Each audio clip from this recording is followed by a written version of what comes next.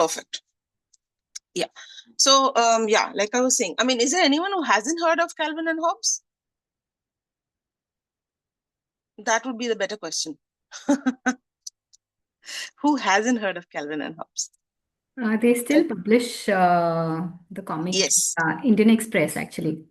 Does it? Okay, Yeah, okay. yeah. Okay, so that means then the only thing that stopped after 1995 is that Bill Watterson stopped making more cartoon strips of the Calvin and Hobbes series.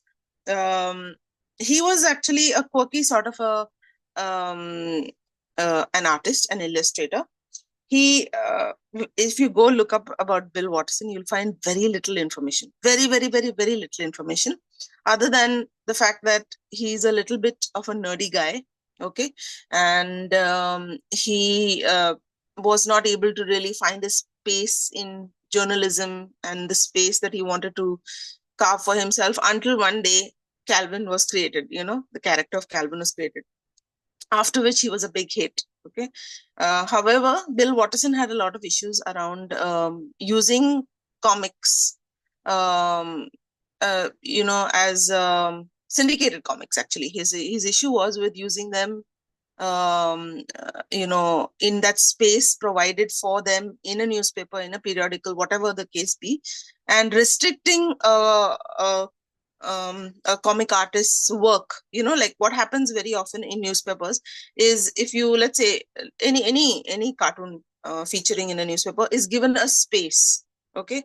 They are given so many, I don't know if it's pixels or what, but some amount of space where they have to fit in that space. What you do, it has to fit in that space. Okay. And that is a restriction of sorts. When you are being a creative person, sometimes you may not want to align in that space. So what happens is, have you noticed these comics where you have this much space and then this much of the first top block is nothing, like just one image coming or some background, or nothing's happening over there, and then everything happens in like 3 spaces down below. Okay, so all of that is what illustrators do, because they have to fit within the space provided to them, and so they may build their comics, and that's something Bill Watterson was not happy doing. And after 10 years of making Calvin Hobbes regularly, he said, that's it, I do not want to continue this. In fact, after he stopped in 1995, he did not want Calvin and Hobbes to be on any merchandise. So, for example, T-shirts, books, all of these things. He really did not want it. He did not believe in making money off his cartoon that way. And he basically stopped in 95. I think December 31st, there was the last strip of Calvin and Hobbes, where he says, I don't have anything more I can do with Calvin and Hobbes, and this is the end of it. And I've done everything I possibly could with these characters, and so we are stopping. And that was it. 1st January came by and there was no more that way. But compilations of his work have been made, and this is of course my very first Calvin and Hobbes book. It is something that my cousin owned, and I whacked. Basically, I took it one day and I said, I'd like to read it. And you'll have the dates written here. 96 is when she 96 is when she got it. And I took it from her, and I said, I'll give it back to you after I read it. And it never went back. Then some 10 years after that, I asked her, you want it back? So she's like, after 10 years, you're asking me you want it back? You can keep it.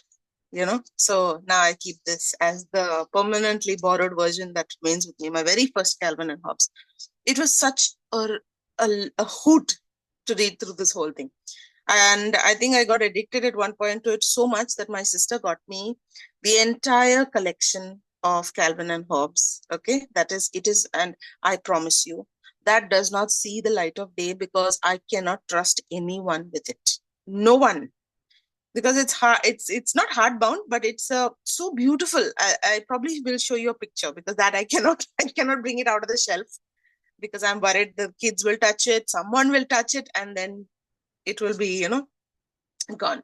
So I have that entire collection of Calvin and Hobbes. And if you sit with it, my mother-in-law just recently told me when I was showing her all this, she said, oh, I've not heard of Calvin. So you have not heard of Calvin and Hobbes?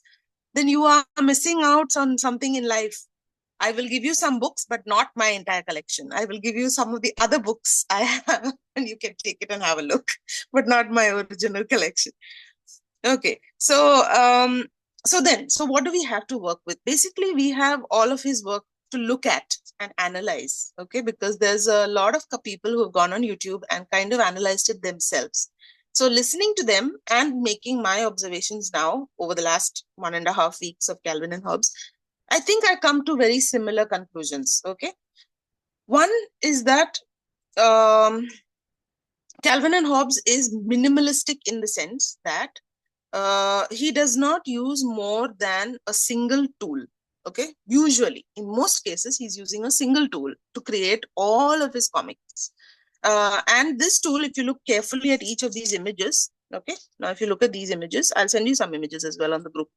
You will notice that the tool is not a monoline tool. When I say monoline, not a pen, like a ball pen, okay, not a ball pen, not a pencil. These are monoline tools that will give you usually single width, single thickness of line.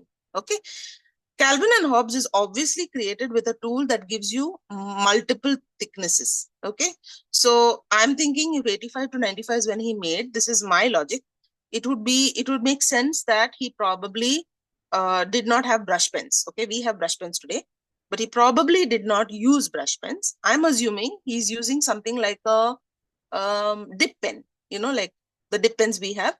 And with a dip pen, you can get thick and thin. If you press down a little, you'll get the thick. If you hold it lightly, you get a thin. So it's possible he used a tool like this.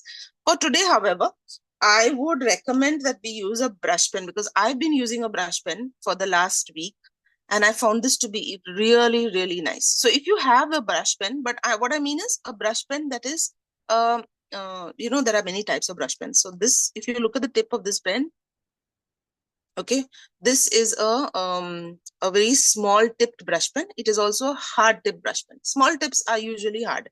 Okay, so if you can look around and see whether you have this brush pen, it would be great if we had this. If you don't have it, don't worry. You can use a dip pen. Okay, I know some of us are calligraphers. We may have a dip pen. Use a dip pen. If you don't have a dip pen, even a fine liner will do. Okay, so you have 3 options. Only thing is, some of the thick lines with a fine liner, you may need to end up going over a few times to allow it to get thick. Okay, whereas with this pen, this brush pen particularly, you'll find it a breeze to thicken as you go. As you're drawing, you can thicken. Okay, so I would recommend this brush pen. This is mine is a uniball fine brush pen, but don't go for the fat ones. I'll show you what I mean by fat. I have also Sakura pen. This is, I just show you what the difference is. A Sakura brush pen, which is also, well, not small, it's medium. See, look at the tip. Okay, and I'll show you what difference you'll see.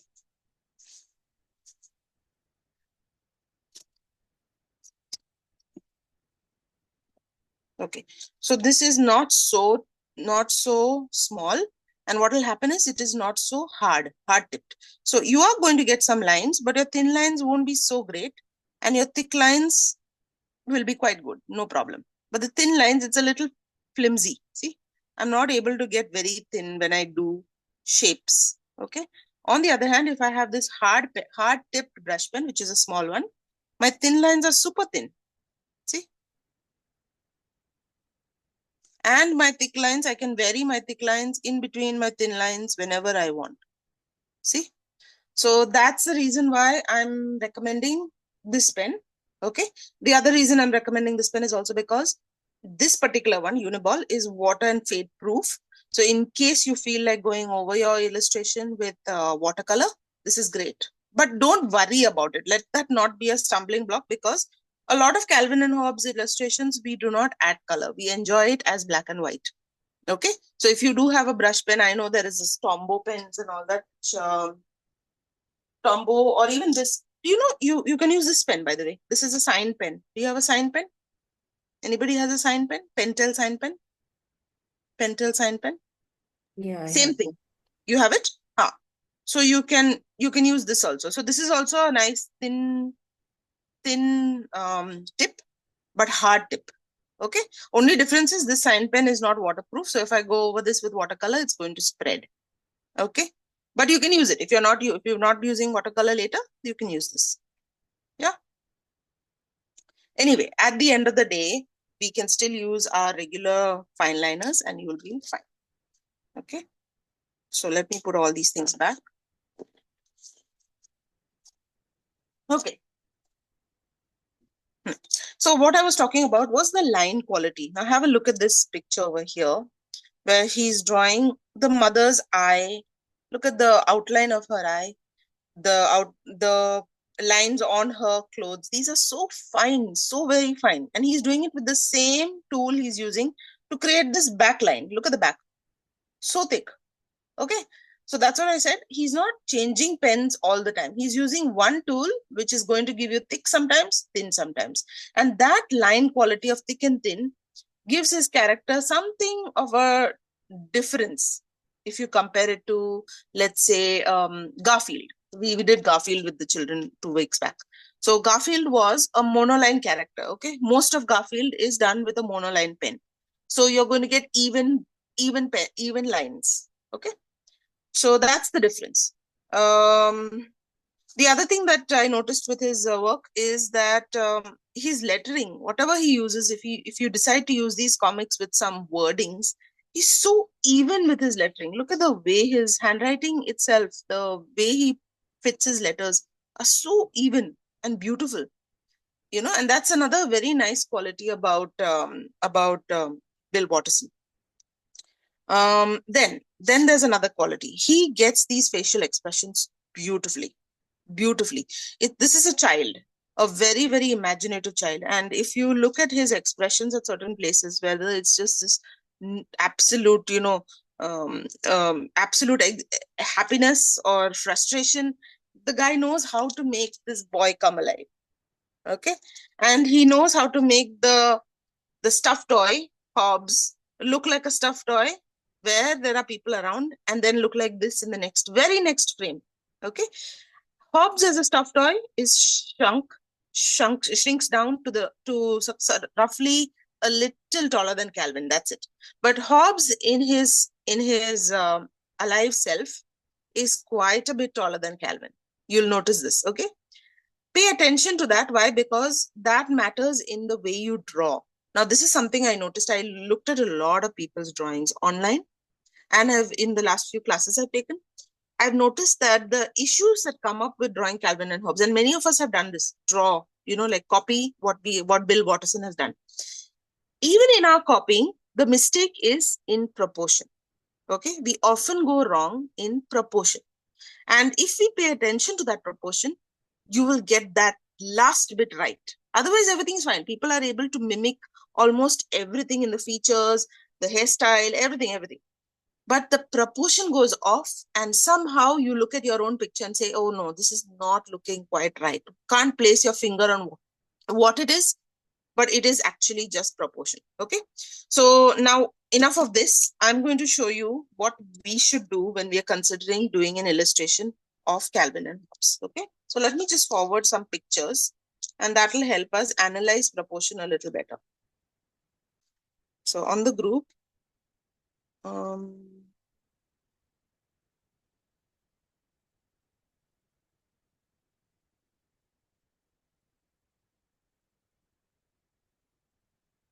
okay, I'll send you some of Calvin's faces. That is like amazing.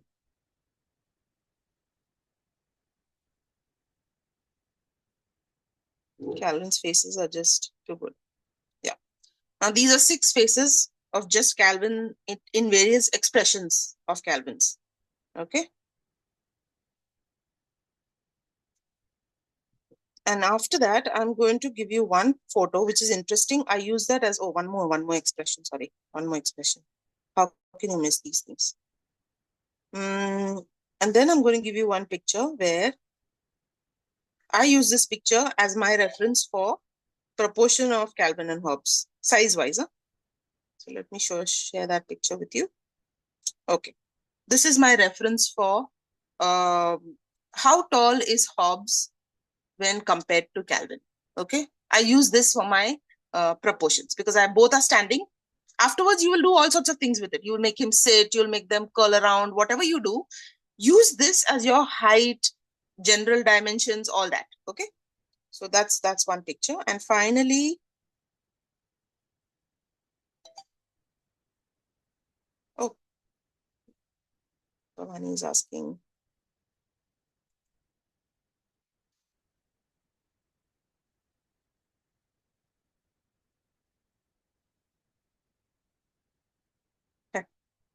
Okay. Which one should we do? I'll give you one with his mother also, in case we want to draw his mother and his father.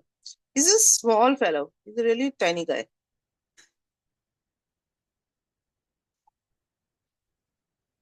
I'll give you one of Hobbes as a stuffed toy. And finally, there are some very cute ones of Hobbes. The faces they make, the dances they do. Okay, I've sent you several references. So something in here should help us get started. Okay. Now I get to the part where we analyze. I'm going to keep my picture here. We'll start with a pencil, okay, to give ourselves proportion, a sense of proportion. Okay, so I will start with this picture. Let's do Calvin first, okay? A normal Calvin photo picture. There, this one. Here I am happy and content. You're happy and content, Calvin, is a great place to start, just to get Calvin's proportions right. Now, he's a 6-year-old, and like most children, the head is larger in proportion than the body. The body is always going to look like shrunken, okay? And as children grow up into adults, that proportion sorts itself out. The body becomes larger, longer, elongated, etc. And the head does not grow too much more, okay? So now Bill Watterson has taken that quality of Calvin, and he's exaggerated just a wee bit to give you that clear this thing that this is a child, okay? And he's a 6-year-old already. So my pencil says, with my pencil, I will look at this and give you a rough idea. So here's my Calvin. I'm going to start over here. Maybe, yeah, on the right side for now. So if you look at this circle, this is a circle, and this body, okay? The circle, I mean, I'm just going literally by height of my pencil. Look at the circle comes to around this much, from tip to this portion. And if you bring that down to the body is way smaller. So I would say the body is around 1. If this is your ratio of 1, then that will be around 1.5. 1 is to 1.5 would be what I would call the body is to head dimension. Okay, this is just a very, very rough calculation. So if I'm going to draw this head, something like a round head here, okay, this is what I want to call 1.5 in my scheme of size, length. Then the body will come. Now divide this into 3 parts, okay? So this is 1.5, means 1 should only be this much, correct? So let me draw this height. I've given myself 1, 2, 3. So this height will be my 1. So I'm going to keep roughly that height. Let me use my pencil again. Something like this. Okay, somewhere here. Maybe a little higher. Yeah. So this height is my 1. 1 is to 1.5 is what I'm keeping. And here I will put a nice shape, okay? I'm going to put something like a tentative shape. He's got feet that are quite large. And these feet have to fit within this one proportion we've given ourselves. So they are large feet. They come here like this, okay? And the pant is quite literally just above the feet. His pant is very, very, very slightly visible, okay? So this proportion, why am I stressing on this proportion? Because should you want to draw Calvin at another size, okay, let's say you're drawing on a chart. Now you're going to draw Calvin several times bigger than this picture, okay? You must maintain that proportion even at a larger scale, okay? So make sure it is still 1 and 1.5, and then go ahead and do whatever you want to do, okay? And then what will happen? You will simply get a bigger size, but nicely proportioned Calvin. Got it? That's why I'm mentioning this size. Okay. Now that I've given myself this outline in pencil, I have not gone into any more detail. Now I'm going straight with my pen. Okay. Straight with the pen. Learn to draw as you see. So now just watch me, because I want you to see how just this basic shape can give you, is all you need to get putting all the other things. Okay. So I'm keeping this here. Look at what I'm doing. His ear is somewhere lower than the midpoint. Okay, lower. Even the nose, the ears are all lower than the midpoint. So you can start at midpoint and go lower. That's up to you. You decide for yourself what part of his body you want to start with. My personal choice, personally, after drawing so much of this, is the ear. I somehow find Calvin's ear the best place to start. Okay, and that's only because I feel I can make some adjustments in the width of his face if I start with the ear. Okay, whereas if I start with the chin and I suddenly find his face has become thin, I don't have the wiggle room to change. So I'm starting with this ear here. See, I'm pressing down where I like, and I'm getting the thick and thin. And now you will find his chin is quite small. Like it's a very, it's not a elongated chin. It's a very short chin. This is another quality of children. The space between nose, mouth, and chin is very, very short, right? So Bill Watterson has captured that as well. So we capture it too. We don't go too low.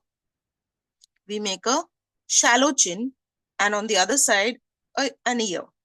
So you got the base. Now after this, remember, we have to really go all out with the top to reach that full height. Don't limit yourself. Okay. So now I'm going to put his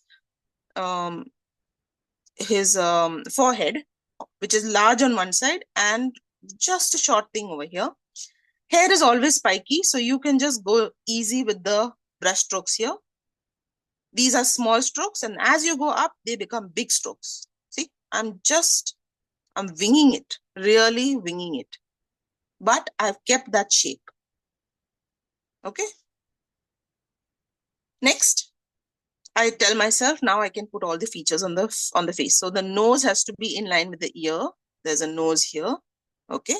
His eyes in this case are shut. In other cases, they are circles. By the way, when it's open, they are circles. They're just plain circles. Over here, he's indicating a few lines just to show that the hair line of the head, the start of the hair, is somewhere there. That's it. This is, by the way, when color is applied to Calvin and Hobbes, he's a blonde boy. He's a blonde boy, which is why we don't color in his hair with black. He's not black-haired, he's blonde. So if we do ever add color to Calvin, remember to keep his hair blonde. Okay, and then there are these small eyebrows. It has a little bit of a smug expression, by the way, not so much smiling as much as it is, oh, I did something and I'm smiling. Mr. Goody Two-Shoes kind. There, I put his smile. After this, now I have put my triangle here rather straight, okay? Triangle or whatever this shape is, this quadrilateral shape. I put it rather straight, but if you look at Calvin, he's got this slight incline. See, he's kind of relaxed backwards, right? So let's capture that. Let's alter our pencil mark and capture that a little bit, okay? So first we'll start with the shoulder. There's a thing here. And the shirt goes slightly angular this way. Can you see the tilt? Okay, capture that tilt because he's being a cool guy. Capture that tilt. Now change your pencil marking and capture the tilt. Now next thing I do, this is personally what I do, you need not follow. Instead of drawing the line at the bottom of his t-shirt, then doing his pant and then going to his shoes, I do the shoes first because I prefer that the shoe is fitted in. Okay, so I'm going to start with a small curve here and a big curve here. Okay, a line here, some sort of a line here. I can't see exactly what he's done, so I've just put a line. So you can, I'll just zoom in a bit so you can see this clearer. Better. So see what I'm doing? And then there's this other shoe, which you can't see fully. You can only see the front. Now, once you've done this, then you can continue the pant, the trouser. So this part of the trouser usually is curved nicely, the front, but the back of the trouser has got a little bit of character. This is like a little up and down, a little up and down. See? Why? Because it's the crinkling of the back of a pant, right? Right? So try to observe that. And then after this is all done, mark the end of your t-shirt. This makes it easy. Doesn't go wrong usually. Okay? Then the last part. Here, no hands. So very simple. Just put that small bit of hand sticking out here. Color in your pant with black. Okay? And finally, the last thing left is the lines. He always wears striped shirts. The lines have to be made on the shirt, and don't make them too thick. Don't press down too much with the lines, because thick lines are going to be there on Hobbes as well. You do not want those lines to be mistaken with these lines. These are thin lines, and Hobbes' stripes are thick stripes. Okay? And that's Calvin. That's your first version of Calvin. You want to get this proportionate. How is this looking for everybody? The very first type of Calvin that you've drawn. Try. Give it a go. Even now, I feel his chin could have been a little higher. My chin could definitely have been a little higher. So my ear could have been lower. I could adjust these things. These are for me to adjust. Give it a go. And then we'll try one more face. Okay, this is your Sada face. We'll go to another little Wacko face. This is a nice one. Big eyes. Oh, this is so much of mischief. Okay, so maybe this. This looks so cute, no? The yawn, maybe the yawn is better. The yawn kind of takes the proportion to another level.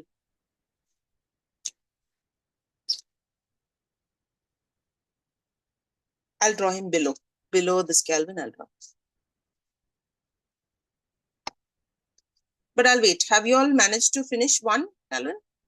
One Calvin? Yeah. Tell me if you need a little more time, because we'll go on to the next one together. Just a couple of minutes. Yeah, sure. Take your time, Shreya. Meanwhile, while you all are waiting, those who have finished, can you draw the pencil proportions for the next one? This yawn. Okay. Try drawing the pencil proportions for this. We are still maintaining 1.5 by 1.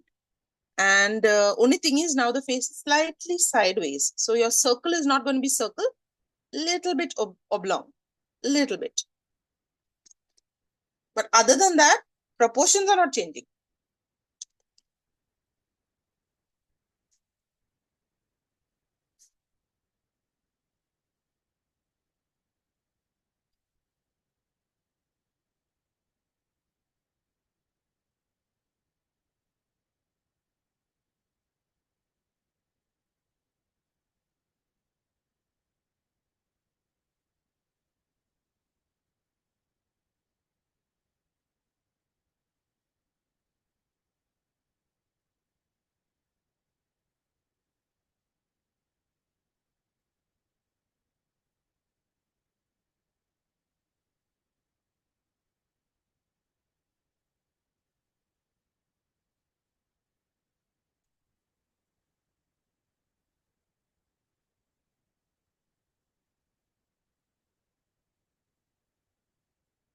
Now this particular one has got fingers. Huh? So we're going to pay a little attention to the fingers. I'll tell you about it.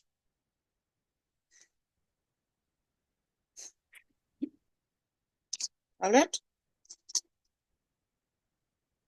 So 1.5 and 1. The feet are going a little below, so we can make them a little higher. Okay.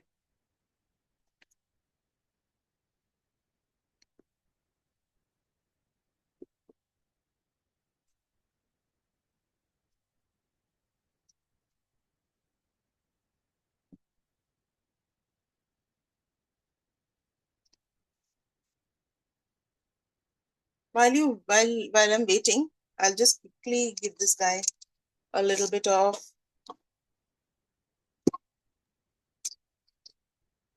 I'm done, Susan, in case Oh, everybody you're is done? ready. Yeah. Oh, okay. Then we'll do this. I'll add color later. Okay. So our second Kelvin is on, like I said, on the side. It's a side profile. And so you have to remember there's only one ear visible, and it is quite low down, okay, because his mouth and his nose have gone right up with the yawn. So we are going to, let's say, start somewhere here. There's a nice big ear. His ear is quite a visible ear, okay. And then you have the chin coming lower. Now there are some thin lines to indicate the folds of skin. So let's do that. And a nice evident chin because of the yawn.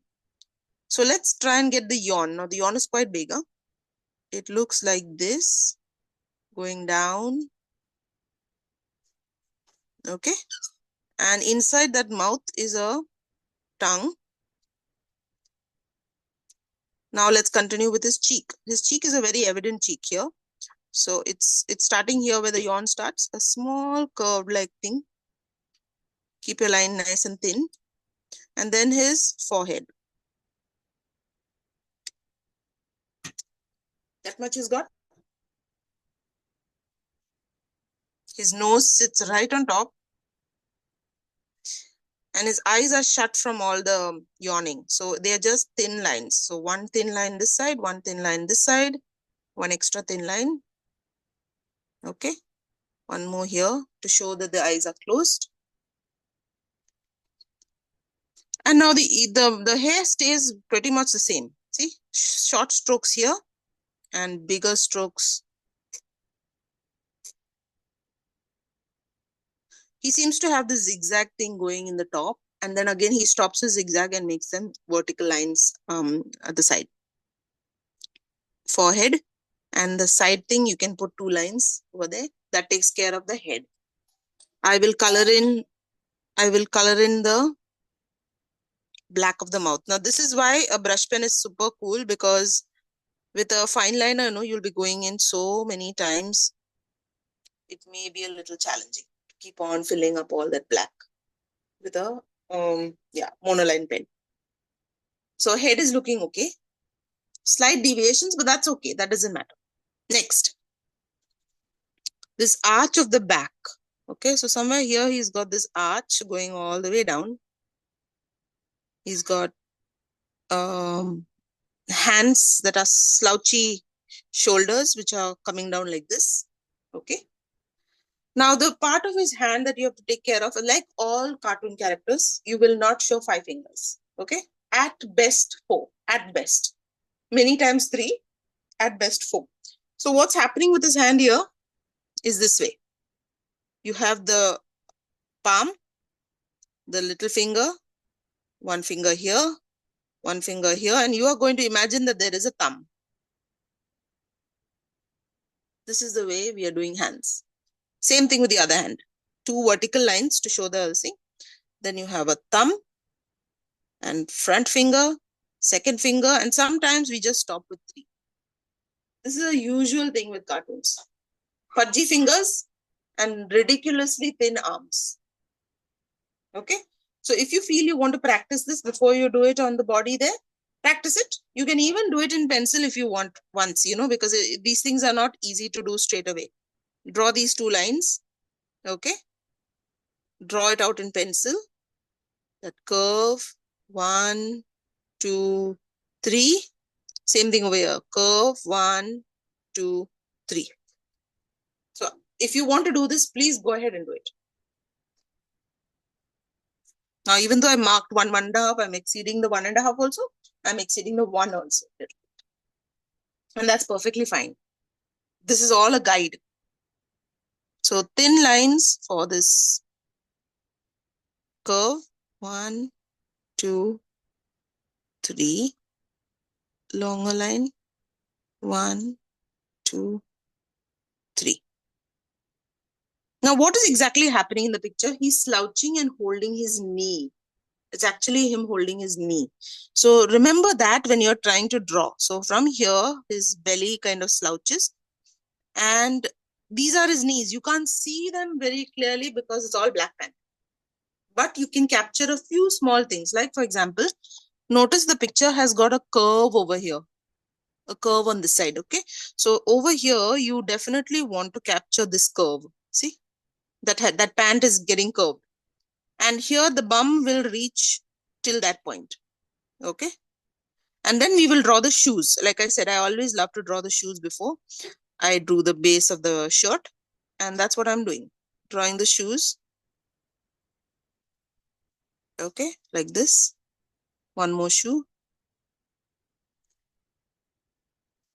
Now I'll draw the base of my shirt, which goes from here till here.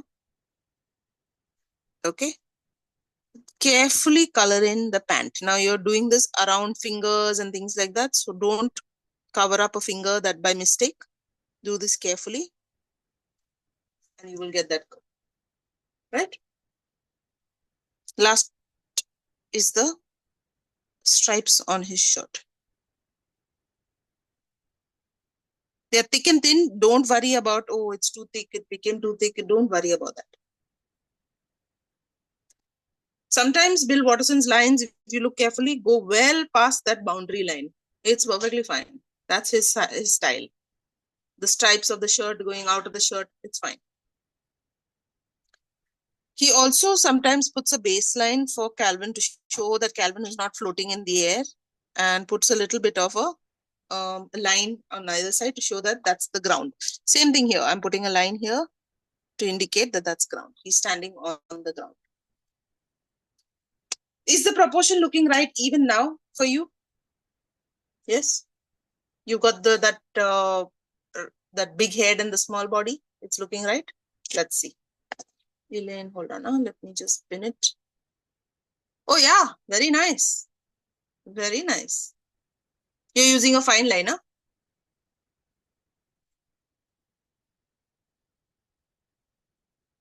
Oh, sorry. No, I've got this. What is that, Tombow? Because and then I rub the lines and the blue Oh, spread, so he looks like he's drooling.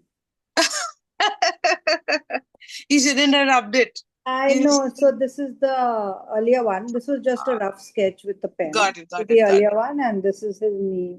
Yeah. Okay. Don't worry. Don't worry. Not to worry. Yeah. So what I do with the rubbing of the pencil lines, I keep it for right at the end. And sometimes I don't even bother erasing, because it's okay. It's just sitting under most of it. See, because the ink mark is so vivid, you can't really be distracted by the lines. The character itself is so interesting. So don't feel bad. Don't feel bad. Next time, wait for the erasing. Wait for the very end. Okay. Who else? Someone else showing? Sorry, I didn't. Okay. Neeta, you're showing us? Hold on. Huh? Oh, nice. Very nice. Very nice. Yeah. So the chin, I think most of us have to still work a little bit on the chin. Ear to chin is not very low. Okay. Keep that in mind. Keep the ear and the chin very close to each other. He's a really small guy. Okay. Yeah, but other than that, proportions are very good. 1.5:1 is very nicely coming out. That's good. Good. Okay. Anyone else wants to show, or oh yeah, Bhavani. Hold on. Yeah. Oh, so cute. So cute. Very nice. Okay. He's got, I think, some of his hair coming. No. That's okay. The width is okay. That you'll get. It's also sideways. A little bit of his hair on this side as well. So if those three lines that you put a little high could come on closer to his forehead. Okay, I'll show you the forehead. Hold on. I'll show you what I mean. Where's mine? Yeah. So what I meant is, when you're marking his hair, this is, let's say, give yourself the center portion here where you do the zigzag, and the three lines should ideally come onto the side. So same with this, see, front profile, the lines are coming on this side. So try to keep hair on this side as well. That's all. Other than that, nothing else. So top will be zigzag, and this side is all these lines, and that side is all the other lines. Very nice. Super. Okay. So now that we've done two Calvin, who's doing? Janita? Hold on, Janita. Hold on.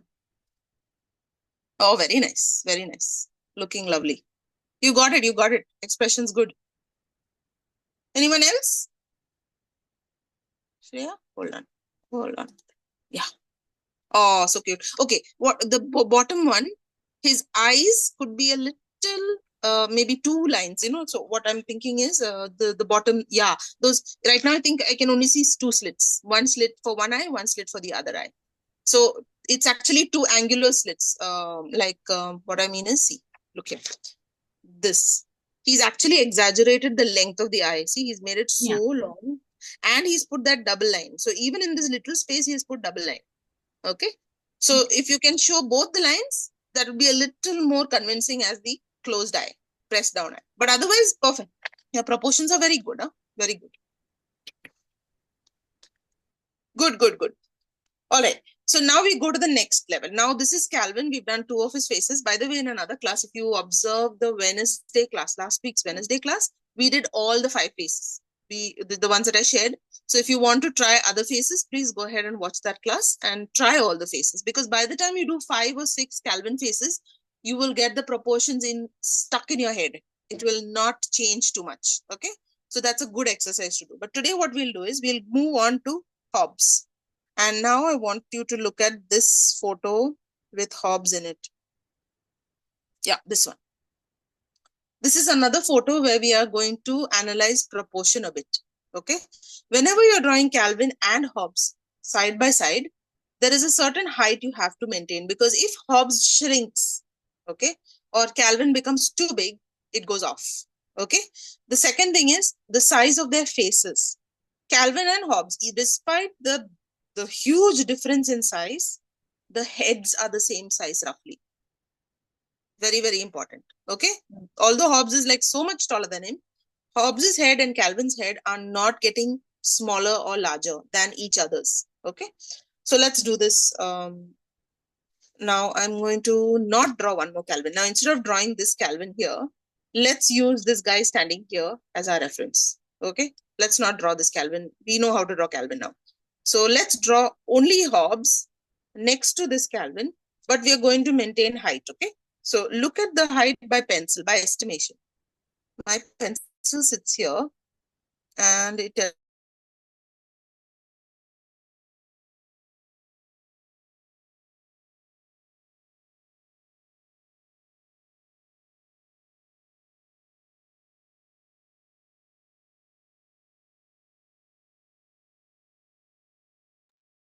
Susan, I can't hear you. Why? I think Susan? Susan, you No, have she's still talking. yourself. She's still talking, but she's muted herself. Oh, she's muted herself. Susan, you can't hear me either. The screen Or is she on is. for She's me. doing something with the mic. She knows.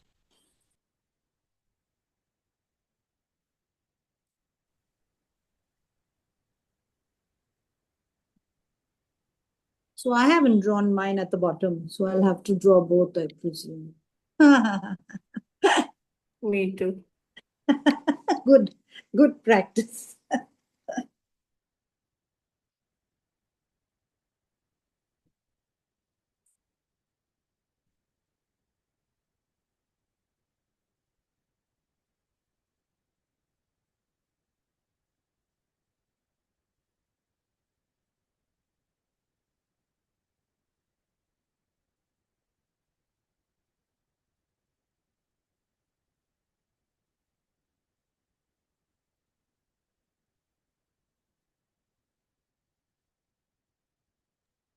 Can everyone hear what Susan is saying? I can't hear her. No, none of us can hear. I think she's trying to get her mic fixed. Otherwise, she would be talking. She's not talking.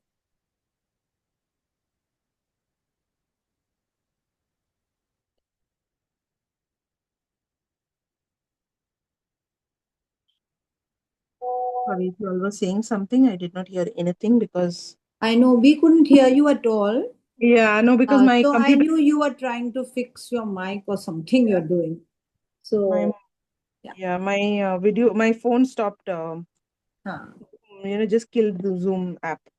Okay. Yeah. Now it should be good. Oof. One must love technology. comes to your aid when you least expect, and then it abandons you when you least expect.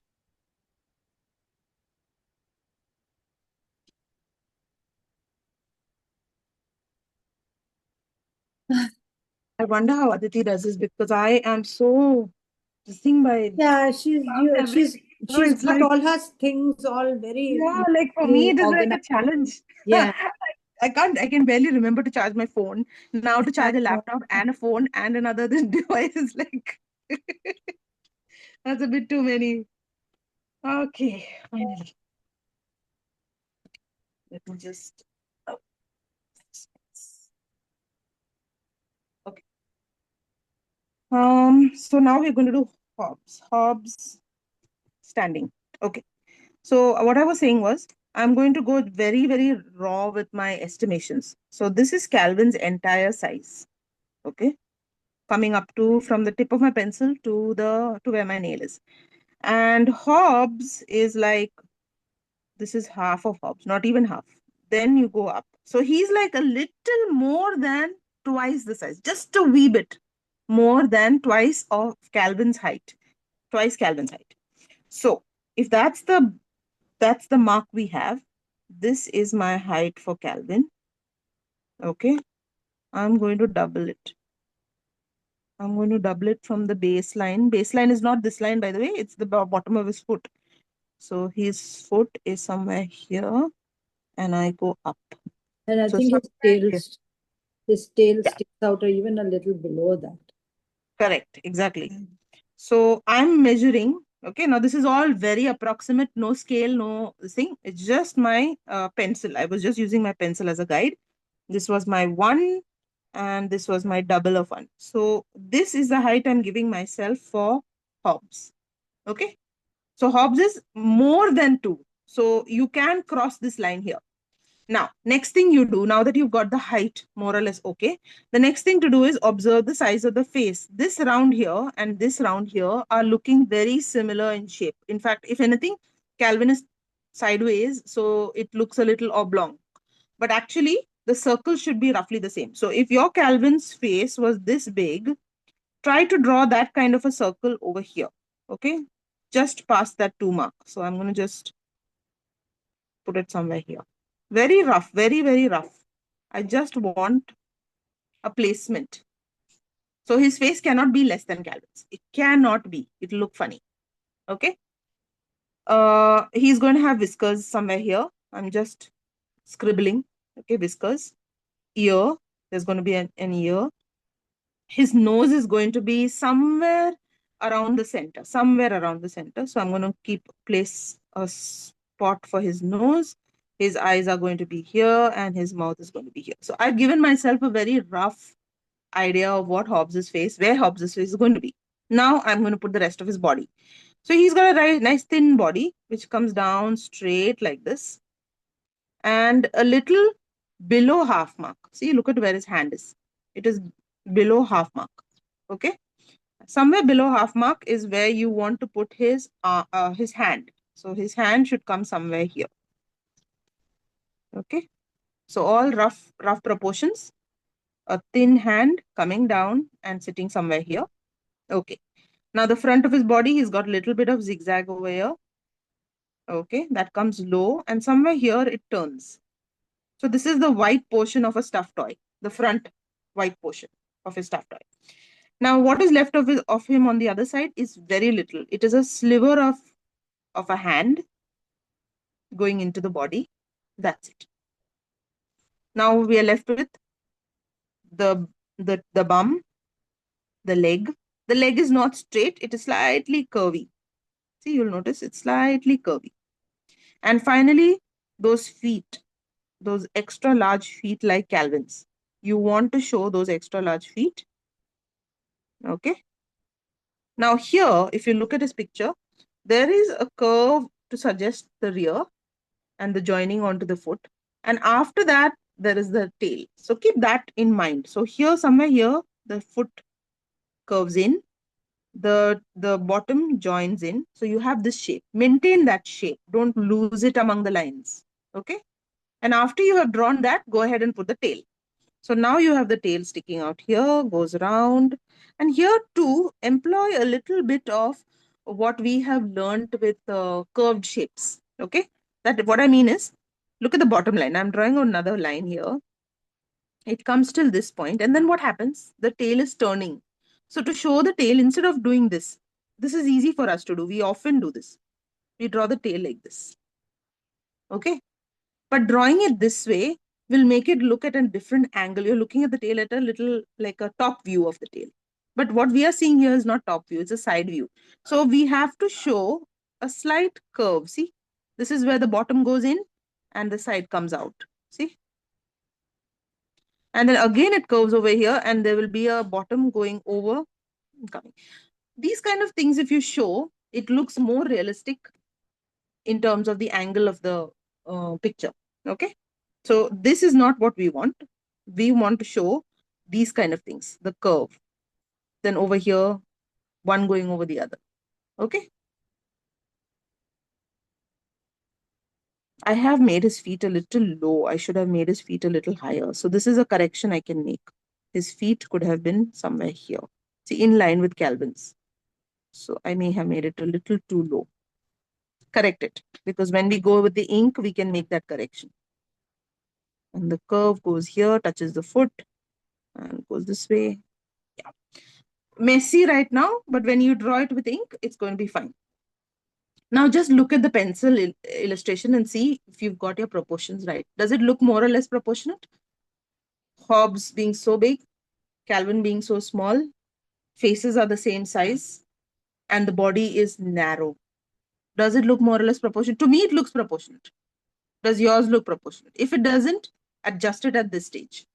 Something probably needs a little tweaking. Maybe the head got a little too small or the head got a little too big. That also happens. Okay. And once you're satisfied, we go in with ink. This is all the pencil you need. We go in with ink. Now that my brush pen is out.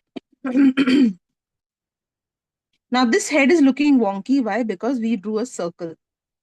This guy's head has a nice shape on the top before the whiskers come. Okay. So remember to keep that in mind. As always, I like the ear. I like the starting point to be the ear. Then you have this flat portion with a little wiggle room and then a small ear.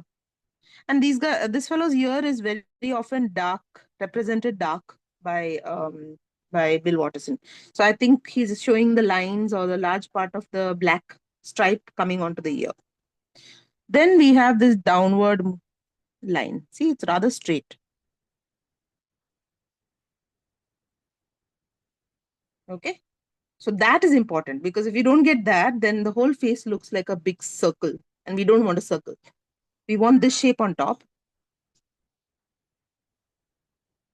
And then we want the whiskers. Now the whiskers are exactly like Calvin's hair. Just a wee bit shorter. Calvin's hair, those big strokes. This is a little shorter strokes. Okay. So you now see the very fact that you've given yourself a pencil outline, please follow it wherever it is accurate. Okay. Don't ignore the pencil marking. It really gives you a guide. Okay. And somewhere here, he has a chin. See, a very slight chin, followed by more of these whiskers.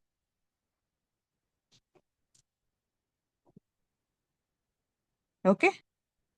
Now on this side of his head, he's got those stripes coming in. In fact, many a times you will find the stripes coming in even from the top, a little bit on the side here, only a little bit. Then we'll put our nose. So the nose is where we drew it. It's an amoeboid shape, not circle, not oval, not some weird shape of nose. Now this picture unfortunately doesn't show you a small white sliver. But if you look at other pictures of Hobbes, which I may have shared, have I shared any of Hobbes? Here, this is a good one. See, look at his nose. Can you see the white? Let's try and do that every time we draw Hobbes. Okay, so I'm going to draw that with my pen as a mark like this. It makes it easy for me to color up everything else with black. Okay, so that's liver.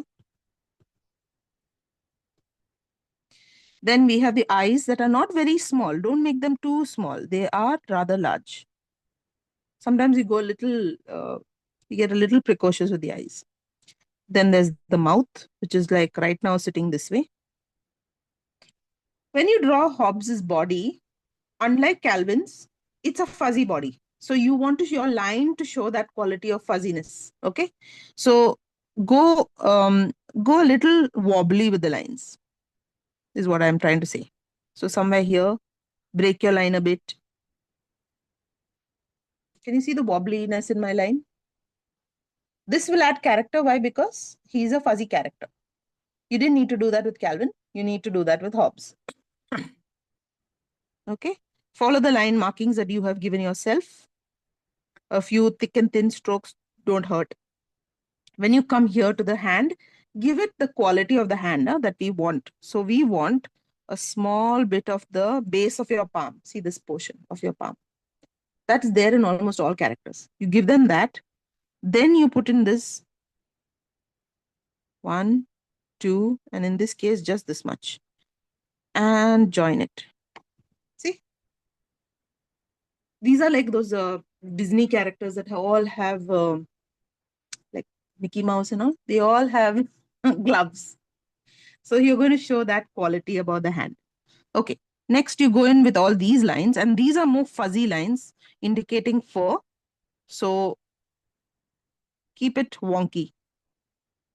Even if you straighten out at some point, only small bits should be straight. Okay, somewhere here he does straighten up a bit. That's fine. Then this part of the hand is also. Now I would like to draw the feet again. Before I get into the end portion of his thing, I'd like to draw the feet because I want it in line with Calvin's. This is bound to happen to many of us, that we end up drawing lower, lower, lower, and then what happens? The feet become lower. And then you have this guy standing taller than he should have been and standing lower than Calvin. So Calvin is standing here and he's standing like lower. So be very careful. So I'm going to put the feet here in line. So somewhere here.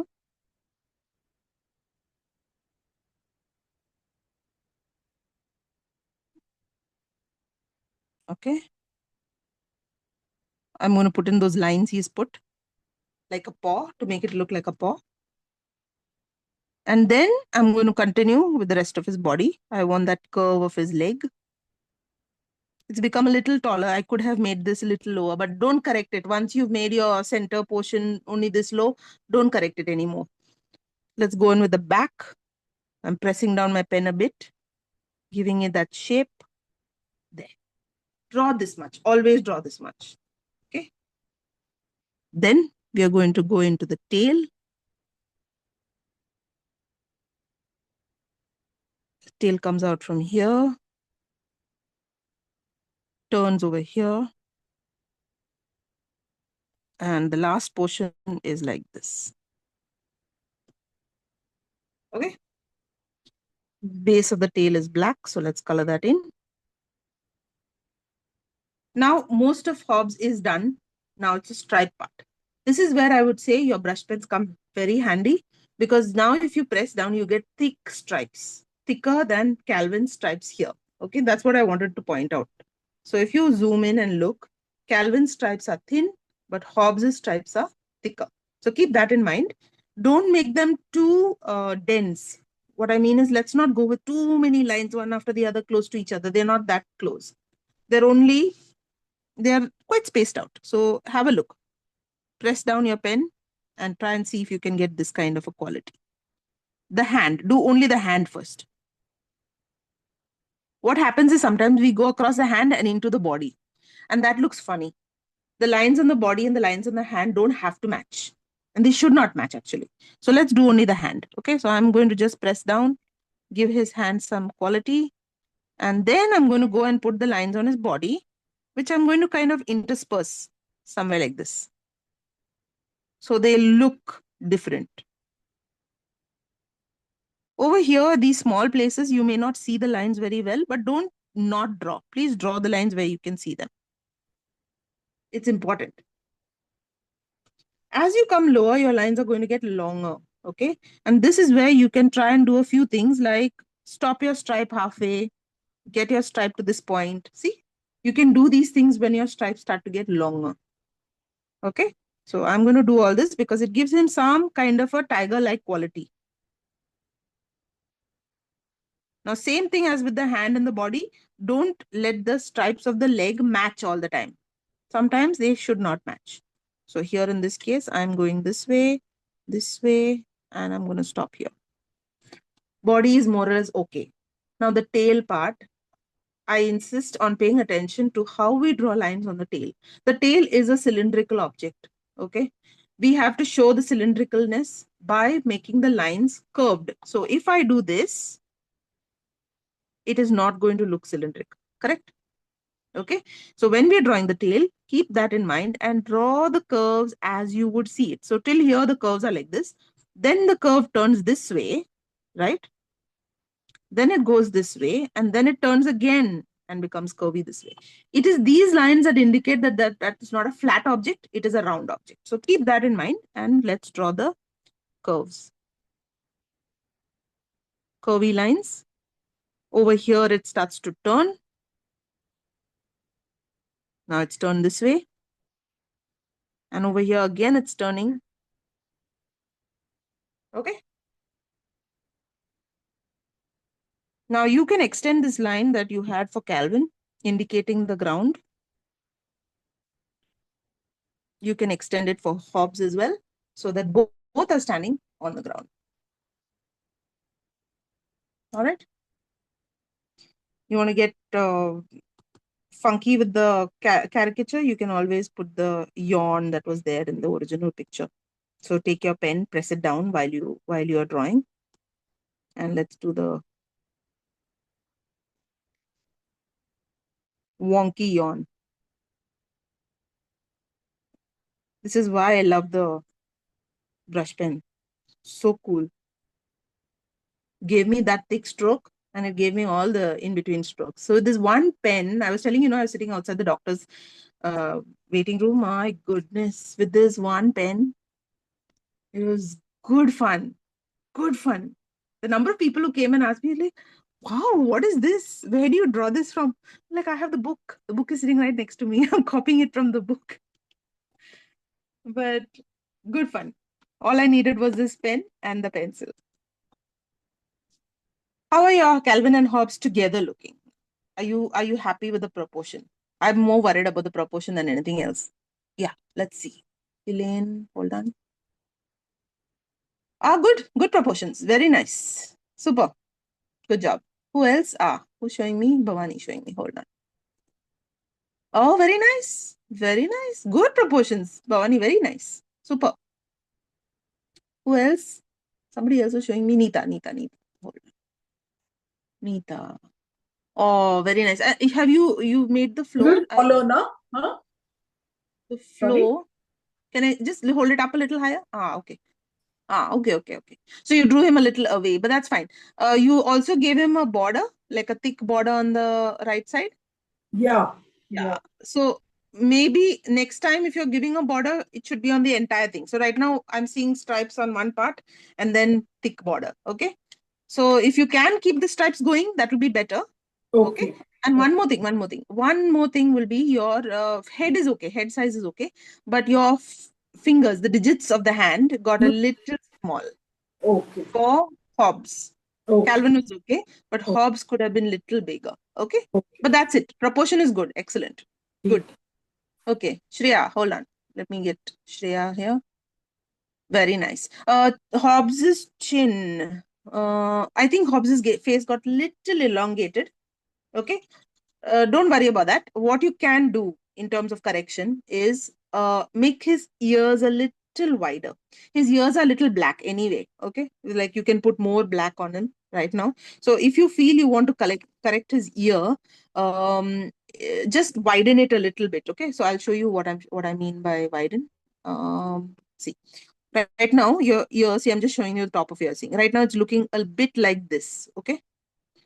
Widen it just a wee bit like this. Widen, not make it higher. Only widen. Okay, that's one thing you can do. The other thing, next time you draw, his nose and eyes are not very far apart. So keep the eyes closer to the nose. Okay. So in most caricatures, actually, if you look, their eyes and nose, very often very close to each other. I don't know why it is. It's some kind of see, even Calvin, if you look at his if you look at his face, see, if you look at where the eye is like stuck almost to the nose. So keep that nose and eye space close. Yeah, that's it. Other than that, I think you've got everything quite right. Good. Okay. Now, what shall we do? Any suggestions on anything specific you want to try, or would you like to try his We can parents? try some more expressions of his. Expressions? Okay. And Hobbes both together. They're the last ones you sent of them Okay. on the log and dancing and making faces. Yes. And Oh yeah, the dancing ones are very cute. so much they're doing. Yeah, I know. Even this is very cute. I like the evil faces. I have to draw evil Yeah, faces. Yeah. they are. I made this for my sister. Yeah, Among the many he's cards rubbing his hands with evil. with glee, no? Cute. Yeah, it is very cute. It is very cute. So we should try this. Okay, let's try this. Come. So we'll try this. And the thing about Calvin and Hobbes pictures that I wanted to actually mention this is that you should learn to mix and match now. Okay, now here, of course, we are still doing them in as a set. Okay, like this is the set as they were drawn. So this is his face and this is Hobbes's face. But what I'm saying is consider mixing and matching. So for example, if you take Hobbes this way, okay, try pairing him with a Calvin doing something ridiculous that allows this expression on Hobbes's face. So I'm saying something like, let's look at Calvin's expressions. Maybe one of this. If he did this kind of a face and you have Hobbes looking on at this face, with that like yeah, okay, make whatever face you want, I'm very happy. It will look very nice. So pair them up in different combinations according to what you think is best. And you can even put a dialogue. Like if you take only Calvin from here and put Hobbes next to him, he's showing something to Hobbes and saying something, put that caption there, Like, do you think I'm infectious? Another thing, Susan, maybe we could draw it with waterproof and do color one in. Color? Yes, we can do one color. So let's do this one only color, no? The one that we were just saying, the evil expression. Yes. Evil expression. Yeah, we'll add color to this one. Okay, come. Yeah. So now let's get our proportions once again right. That's important. So I'm going to go to this side of my book. And I'm also replacing, now I'm not going to go in line, okay? If you look at my book, the baseline is here somewhere. But I'm not going to continue that baseline. Should I continue the baseline? Okay, we can continue. Maybe it'll look nice. I'm just trying to see placement. Are we doing two different ones or both evil? No, we'll do the same, both the same one. Yeah, both the evil looking ones. But I'm just trying to keep the baseline more or less straight. Like as if, it is part of the a continuation of what, where we placed them. You see what I'm doing? Yeah. I'm trying to place them on the same flow as this. Okay. So it doubles up. Now what we're going to do here essentially is create another version of these two. And so their sizes and their faces should ideally stay the same size. Okay. So let's do that proportioning exercise. Okay. So Calvin is here. I'm going to start with his feet. So this is his foot. All pencil work. His foot. In this case, he's got some curvy legs because he's bending. This is a very lovely expression, actually. He's got this, I'm ready to go. I'm ready to go kind of legs. If you look at his legs, see? Bent. They're bent legs. Okay. And then you have his shirt. He has a shirt over here. He's got arms somewhere here. Hands going up. Okay. I'm just putting a rough thing. Why am I doing this rough thing? Because I want to get my one. I want to see what my one looks like because my 1.5 now has to go on top of this. So if this is my one, going up, my Calvin can reach this size. His hair can reach this all the way till here. Yeah. And Susan, another thing here, Hobbes is sitting. So, yes. I mean, so he's shorter. On his length a bit. Correct. But at the same time, we have to keep the face size the same as Calvin. Yes. Okay. So yeah. So correct. There is correction. Yeah. The top of his head comes up to his chin. That's right. So looking at that really does help. Huh? Yeah. So, okay, now I'm just looking at my Calvin on the rest of the page. How much bigger? So I have got the proportion more or less right. Maybe this circle could be a little smaller.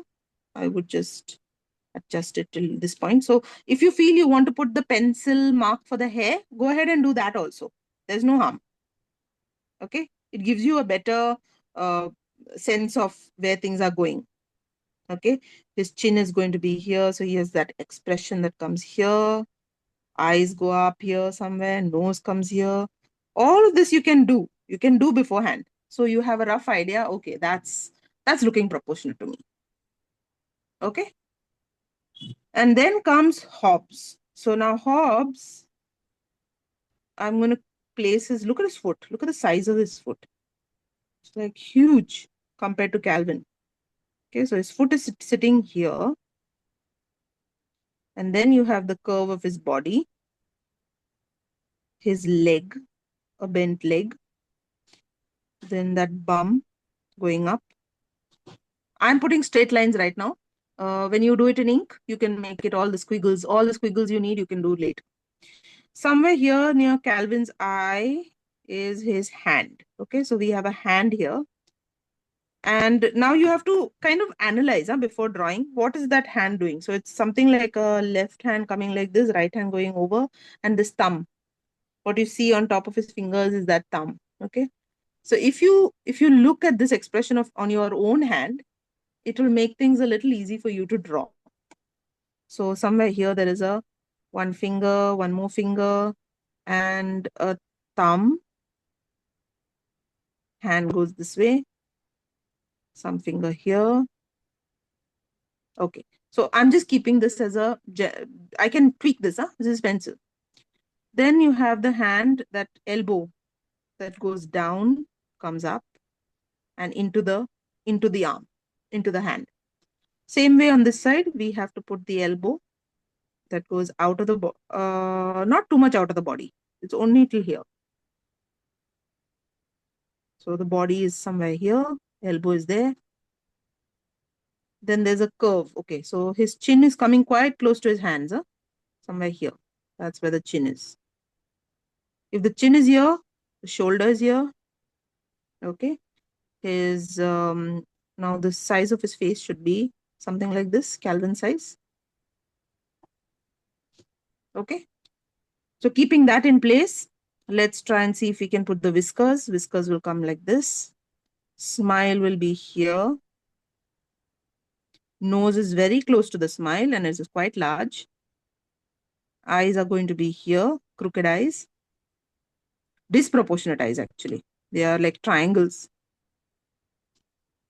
Then that line above. Both of them seem to have a line above their eyes, indicating some furrowing of the forehead. Okay. Forehead comes here. Now this ear is only partially visible, like it's a side angle, no? So it's only small, some little hair over here. This ear is larger. So you can show it slightly larger.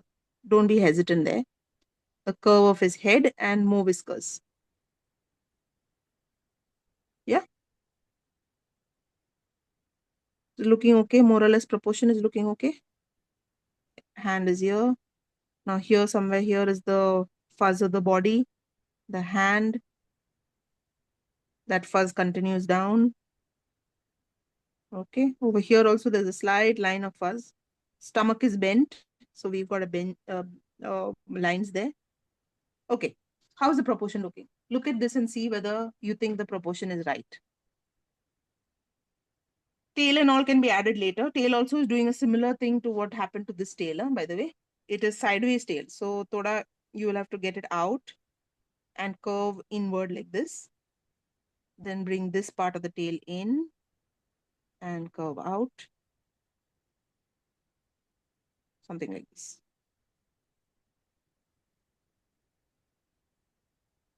Baseline is important. They have to be sitting on line here. Is yours looking more or less proportionate? I think mine is okay. I have a few, like for example, in the picture, the hand over here is almost touching the foot, but it's not touching here. That's okay. It's my small minor changes. Just need a little time to catch up. Yeah. Do it, do it, do it. Take your time, take your time. But this is where you should be spending your time, huh? Yeah. Because if you can tweak this and get the proportion right, then what you do in pen will be correct only. You will not have problem. So you brought Hobbes's height down to quite a bit because he's sitting. Yeah.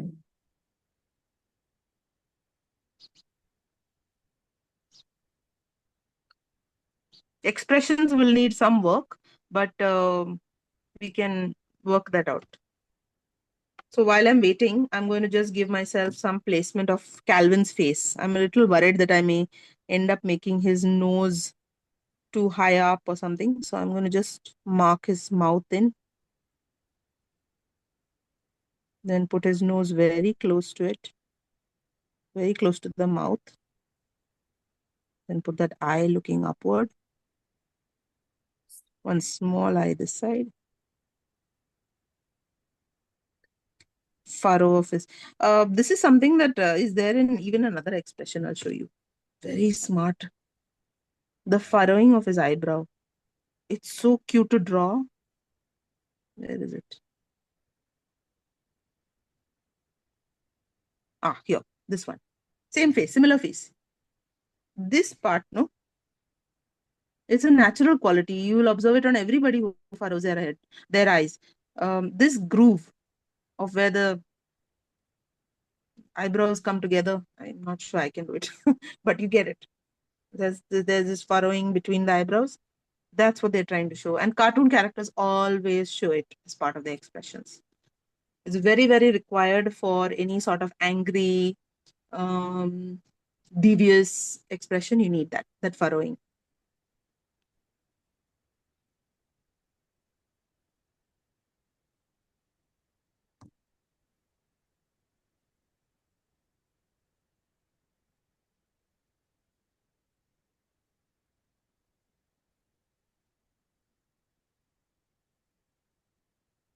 While you all are doing that, I'm going to get a little busy doing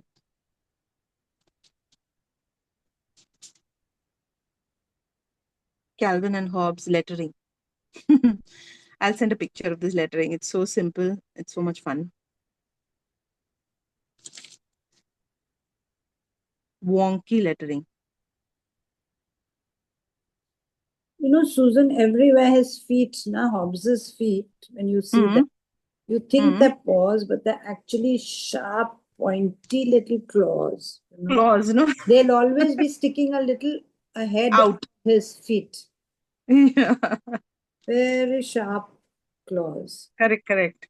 of that. You're right. It's the way this chap draws it. Huh? Yeah, it's just a I think, swift little line coming yeah, out, you know, that correct. little bit. And here, I think the expression is this little hunch of Hobbes' shoulders, Yes. which gives this, you know, that rubbing the hands together with that. Yes. Such a So many lovely. things. Yeah, those are the little come tells, together. no, of how you Yeah, get the correct. expression. So the furrowing of eyebrows, the hunching of shoulders, Yeah. in general, the contortion of the body. Even the Yes. body is not The straight, way, it's not yes, rigid. it's I'm all not curved up. rigidly standing there. Yeah. And even the smile, it's all on, both of them have got more on one side to give that. Correct. That evil look. It's that one side. Evil look. Yes. Very cute. See, here again, I have just made a triangle for his body, but actually there's a slight curve. Yes. You still have a curve. He always has Calvin's that body. little tilt. A slight curve. Yeah. So those things you have to catch. His expression is going to take a little getting. Don't worry. Keep practicing. Yeah. It's good fun. It's good fun to keep practicing. But it'll be nice to color this because Yes. see how That we is true. can do the watercoloring. It's very simple, huh? Yeah. Very simple. It's not rocket science at all. They're very loose. Even when he colors it quite loosely. Okay. It goes out of line and things like that. You know, that doesn't affect the.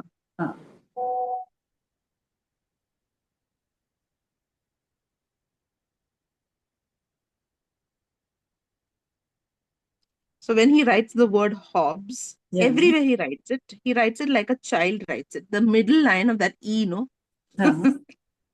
is always bigger than the other two lines. It's like children do, no? They don't get Yeah. the proportion of the three lines correct, right? And And so he neither do I. purposely writes his E this way, always. In spite of it being in my name, my proportions are all wrong for you. Really? Yeah. I don't know why I never can get a block, nice like on an envelope or something. That E will look ridiculous.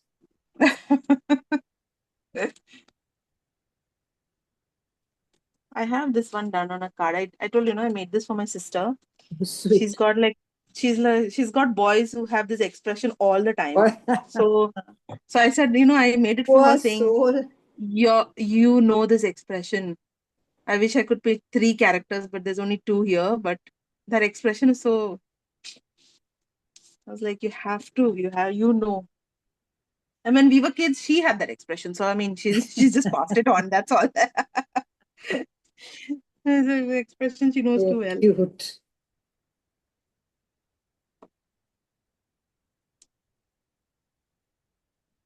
So Calvin's forehead, the space between his eyes and his hair is quite a bit. You'll notice that it's almost as much as what is happening between his forehead and his chin. Yeah. So everything is crunched in half space, and then you have half space and above his hair. So forehead and hair. So keep that in mind. All right. So shall we give this a go? Yeah, little color. It's going to be good fun. Oh, by the way, one more thing I can do is the hand. I know this is another part that bothers everybody.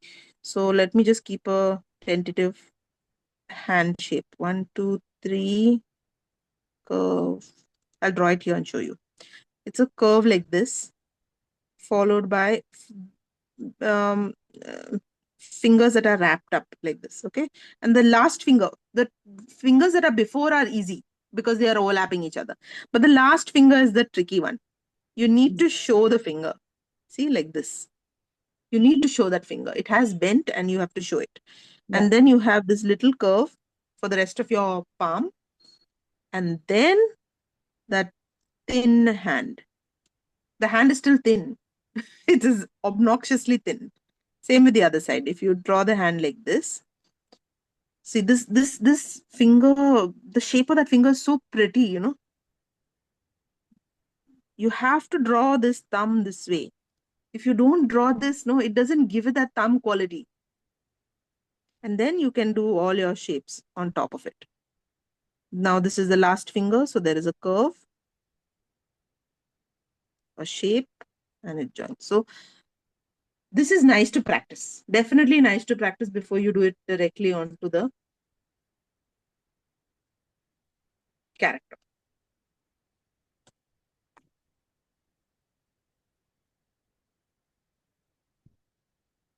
Oh, by the way, before we ink this, whoever is inking this in pens that are not waterproof, please be careful. Yeah, that's the thing. Okay, yeah, I just want to warn you because then you can't go in. Then in that case, if in case you have a pen that is not waterproof and you can't go over it in watercolor, keep pencil colors handy. Yeah. Okay, just keep that in mind. I did this with one of my pens. It worked well because I used no, but again it was watercolor only. It was sorry, not watercolor. It was waterproof. See? Yeah. So wonderful. So I did this in brush pens, like those DOM brush pens. Do brush pens usually are they waterproof? No, brush pen is okay. I'm saying the black has to be waterproof because the black was drawn first. That's so what. in this case, in this case also, with black, which is not waterproof, brush pens will not work because they are water-based only. So you will have to do it in pencil if it is not a waterproof pen. No? Then we'll do it with our fine liners. Those are waterproof, right? Yeah, you can do it. Yeah, you can do it with the fine liner. Yeah, so that's the only consideration. Test it before you start. Might as well Others do it leave with the the guy. Yeah, do it with the fine liner. All right. Shall we start? Yes, brush pens are certainly not waterproof. Give me half a minute, please, Susan. Sure. Thank you. Okay, while you're doing all that, I'm going to continue with my Calvin and Hobbes lettering, because that you can do. You can also watch it, of course, later also. It's Yeah. not a big deal. It's Have quite we got simple. a photo of that on our group? No, na? No, I will just take a photo of my book and Please. send it. Yeah, I'll send it. So I'm just writing this so that this is ready Yeah. by the time everyone is ready. Initially, I started doing the outline, but I realized that you don't need to do the outline. Just write the letters normally, like how you would write it normally, and go over it with the outline like how Aditi shows us, right? And that's more than enough.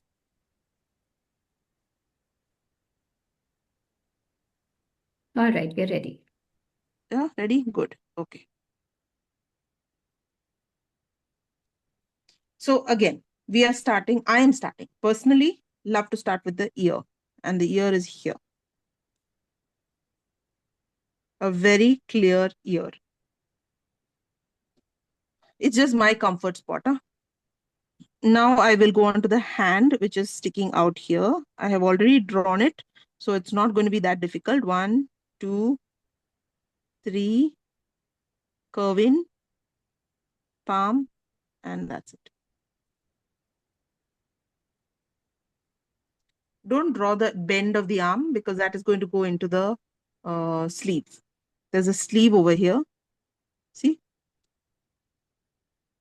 And a curve. The body is curved. Now I've gotten distracted. I need to get back to my face. So the face continues carefully. There's a chin here and it goes upward. Now this second ear is not as high as the other ear. So you can make it a little lower like this. Every time you finish one proportion, just step back and look at it, because any modifications to be made, you can go ahead and make it to the hair, to lots of things. If you feel the chin has become a little longer, then maybe not let the hair go too high because that will become an elongated face. So a few corrections here and there can still work, even if you have inked in something that was not as accurate as you wanted. Okay, now I'm going with the hair. That crazy hair here gets larger, then goes up like this. 3 of these, then that spiky stuff going to the side.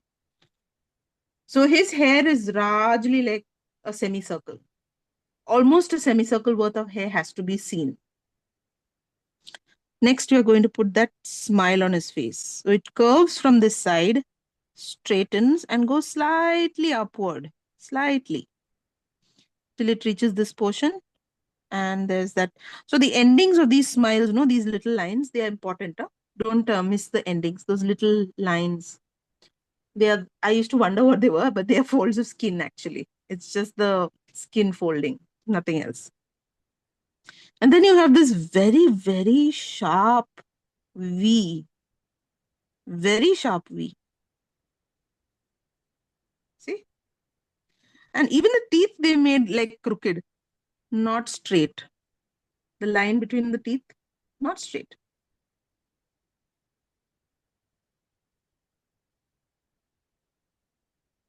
I read somewhere that when they make villains in cartoons and all that, they take all these things and they just really skew them.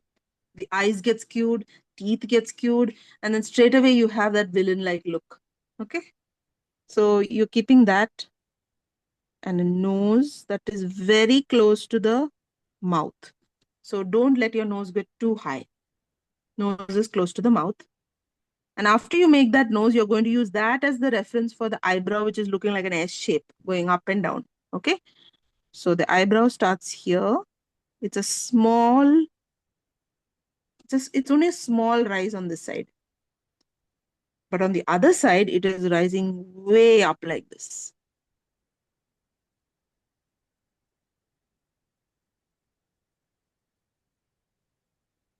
Almost parallel to that eye line is this fold of skin on the forehead. Almost parallel. See? And just above that is the hairline, which is like 2 lines. hairline. I always put those two lines on this side also, just to indicate sideburns. Okay. Now we'll do the bottom of the eye. So the bottom of the eye starts for this eye, it starts here. Okay. Making this eye a very small fish-shaped eye. After that, you can even draw this second line that comes like this, the underside of the eye. And the circle is so close, it's almost touching his nose. The pupil is almost touching its nose. Then the furrow. Don't forget the furrow. There is a small furrowing of his brow. The next eye has the base is quite low. If you look at the picture, look at the reference photo. This is where the first eye was, and this is where the second eye is. Base. So let's put that base in like this. Low. And quite literally, he's not even drawn a circle. He's just like press down the pen and put a mark. Okay. So he's just like put a mark like this. That's it. At the corner of his mouth, he's darkened the mouth. At this corner, just a little bit. What else? What else are we left with? I think the face is looking quite all right. Expression seems to be suitable. How is your expression looking? Anything that you would want to correct? Mm.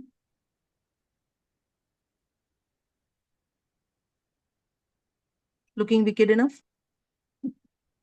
Yeah, Let's see, is wicked enough? I don't know. Let's see, is he looking wicked enough? Yeah, he's looking wicked. He's definitely looking wicked. What about our friend? Let's see, Shreyas. Yeah. The wicked expression is there. Good. Not bad at all. Very good. Anyone Yes, else? Swati, hold on. Swati's. Yeah, very wicked nice. expression caught well. Very well. Super. Bhavani? Yes. Cat. And your cat. Yes. Here's mine. Elaine, let's see. Okay, what did you make some adjustment on his chin afterwards? As Yeah. an I afterthought? didn't get my chin nicely, which I'll do again, maybe again. It's the Yeah, but cheek. but what I'm saying is, Elaine, in the Yeah. future, Yeah. consider not making that correction. Okay. Okay. Yeah. Leave it, because sometimes by the time you add the remaining, the Yeah. rest of the paraphernalia in that picture, it Then- may look fine. Right. It Right. actually may look fine. Okay. We often, what we do is, when we do this standing back and looking at a picture, Yeah. like at this point, when we say we look at the face, oh, you know what, I just adjust this little more, and then little more, and then that mess can actually bring Look everyone's worse. attention to it. Yeah. Whereas had you left it plain, had you left it as it is, Yeah. most likely it would have gone unnoticed. You would Quite. have noticed it, but someone else may not have. So Yeah. don't try to avoid that Okay. desire. I know Yeah. it's deep. You can't. It doesn't. It's not Yeah. easy. Okay. All right. So now we go on to the body. So now his body is somewhere here.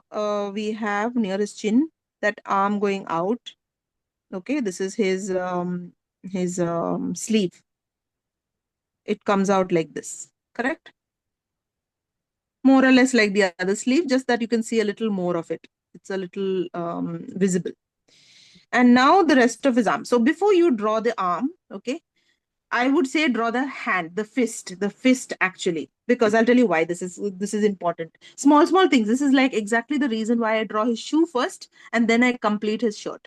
Because sometimes when we start drawing these things, the feet, the pants, the arms, we get a little carried away and we end up drawing longer than we need to. Okay. So looking at his arm over here, it is very easy for us to draw this corner and go too far up. That often happens to us. So the better thing to do is do this clump of hand first, this fist first, and then do your whatever is left, you can do your fingers, the elbow. So let me do the fist first. So it starts from here and I get that triangular looking thumb. Okay. And those fingers, 1, 2, and this third finger is curved. 3 comes till this point. It turns inward Now, once you have made this fist, then go and put the arm. Sorry, Susan, Now I it's, need to leave. Sorry, yeah, interrupting. I need to leave, so sure, I'll sure. just, yeah. All right. Absolutely. Don't worry. Watch the recording for the rest. You'll Yes. be able to manage. Yeah. Thank Okay. you. Cool. Bye. So have you all understood what I did? This is important because if I had started with his elbow and gone up, I'm telling you, even I would have gone too far up. Then what would have happened? My fist would have been right up here. Okay. So that's what I mean by sometimes we have to draw the main element first and then fit in the other elements within that proportion. The way I do with even the feet. So same thing I'm doing with the feet now. I don't want the feet to cross this line. So I'm going to go and put his feet down where I can see it. So somewhere here, this is the line. Somewhere here, I'm drawing his feet. And the other foot.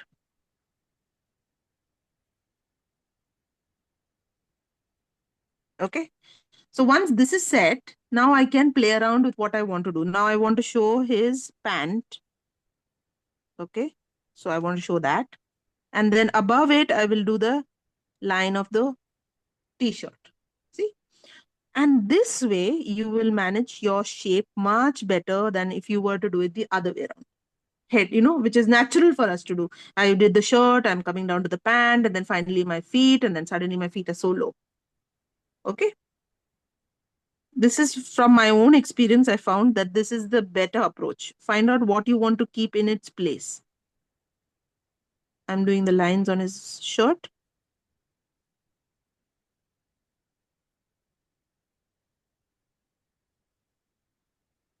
His shoe has got a small line over here with some kind of a pattern, and I'm going to capture it simply because everything otherwise becomes just plain white and plain black.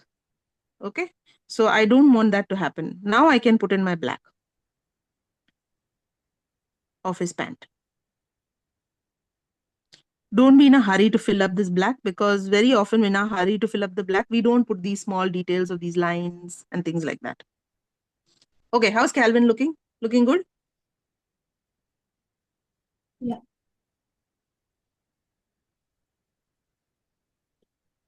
Now on to Hobbes. Hobbes. Sorry, I used to call him Hobbes. It's Hobbes. Hobbes. Double B. Okay, so while you're drawing, if anyone wants a little more time, I will continue with my lettering here.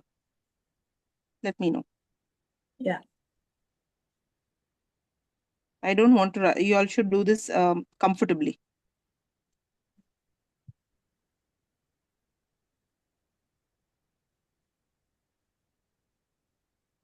How much time do we have left? Oh, it's already 38. Oh my. Okay, we don't have much time. All right, let's get going. I can stay a little longer if you can. So let's start with the foot. Now the foot is here. It's a rounded foot like this. And then you have another one that is here. Okay. Has a bit of a shape, but that's okay. You can maintain it or not maintain it. We'll do the circles on it later. Let's get the shape in. Now this knee that is next to the foot, if you notice the knee, it's almost like a third foot in size. Correct? 1, 2, and that knee can almost go in place with each other. So do that right away. So you get that shape nicely.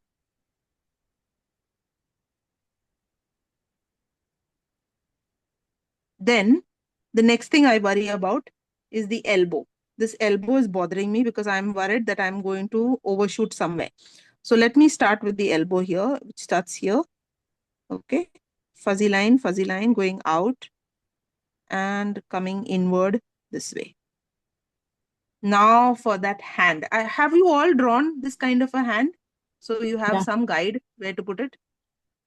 Because then we are not going to move from that position. Okay, we are going to maintain that position. First thing is to draw the base. Okay, there is a base over here. And then the next thing is to draw. So I want to show this to you. 1, 2, and then ulta there is 3. Okay, so we want to keep roughly 3 spots. 1, this is 1, 2, and the reverse of that is important. See whether you can get that much. Then we can adjust this a bit.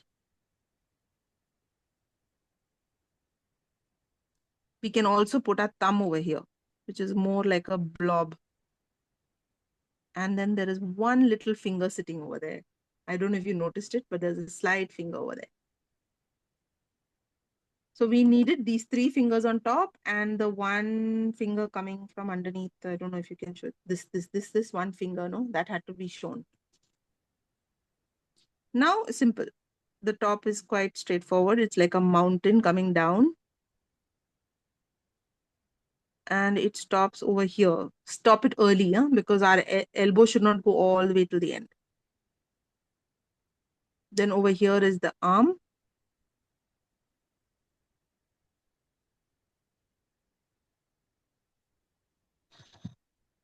Okay, tricky now. Be careful. Somewhere here, the thickness of the arm, don't make it very thin. His arm is thicker than Calvin's, definitely thicker than Calvin's. So it has to go down and the elbow has to be more or less at the same spot as the other elbow. So see, somewhere here. So curve of his shoulder comes down all the way and turns. Now we'll go on to the chin. The chin is over here. It's a thickish line. So if you're using a fine liner, just press down a little bit on the chin. Thickish line. And above this line, you can put his smile, which is a thin line, but a wide smile. Thin line, wide smile. Next, if this is the height that you left, then little less than that height will be the nose.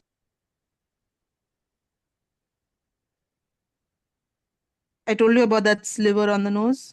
Put that shape. Now here he's given it a nice crescent shape.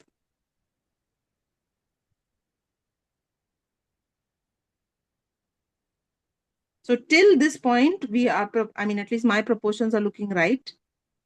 Okay. Now we have to fit the eye and the rest of the stuff that we are putting. And all of these strokes for the eye are thick strokes. So if you're using a fine liner pen, please go doubly over the lines so that you get a thicker line. Okay. We don't want fine lines here. Fine line was for the mouth and all that, not for the eye. For the eye, you're going to put this, press down and put a line coming down like this.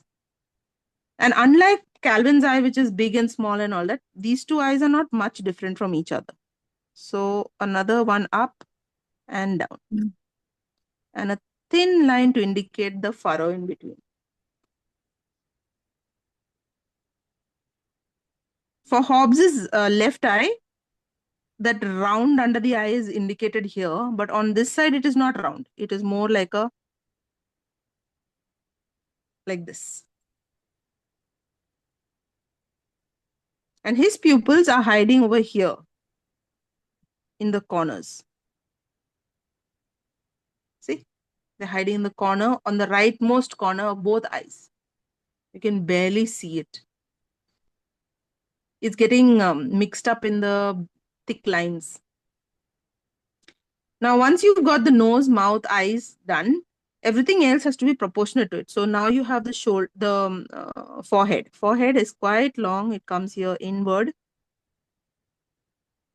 Here there are some strokes, thick strokes. 1, 2 thick strokes and the back of his head. Okay. Somewhere here, a smaller dark ear. It's small. Put some fuzzy lines here for the top of his head. And the second ear is slightly larger than the other ear. It's also quite dark. Now it's looking funny because we only got the shape of the top of the head. Whiskers are now going to have to balance out the shape. Okay. So look at your picture and see. The top of the head is like this, but the whiskers are sticking out quite a bit. So don't be hesitant with your whisker. If you start putting your whisker here, no, and I'm telling you this is what's going to happen. You end up doing this. You end up putting whiskers like this. It changes the shape. Okay, I'm going to show it to you with an eraser also. I'll erase it and show it because it's going to look so different when you decide to make the whiskers small. Okay, let me show it to you. I'll erase it and I'll show you what most often we do. We will do this. Look at the way the face has changed. Okay. What we need to do, on the other hand, is bring it all outward. See? This far out. So keep that in mind. That's what I mean by you need to check from time to time. Because you can still make changes. You can still make the proportion of the face better. Okay? So I'm going to go in here with lines 1, 2,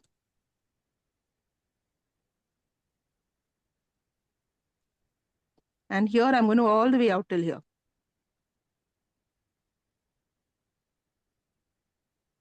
See? If anything, your whisker could have come all the way out here also. Now that we've got the proportion of the head more or less okay, I'm going to put in all the other details. So there is a thick line on top, which is the furrow. And he's made it very sharp, according to me. It's not a curve. It is more like triangles. Less sharp over here.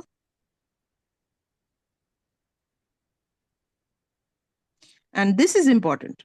He always has this stripe over here. Huh? Don't forget that. I've forgotten it many times. That's why I'm telling you. The stripe at the back of his head is very important. And I have given off things, and then I keep looking at the picture.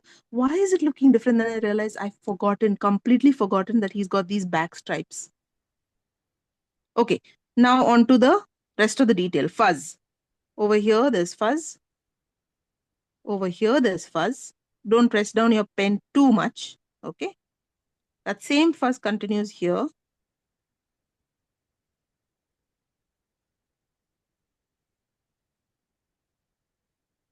And the back of his body, press down with your pen. Give him a bump. So now his body shape is done. After his body is done, you can add the tail. So the tail comes in like this.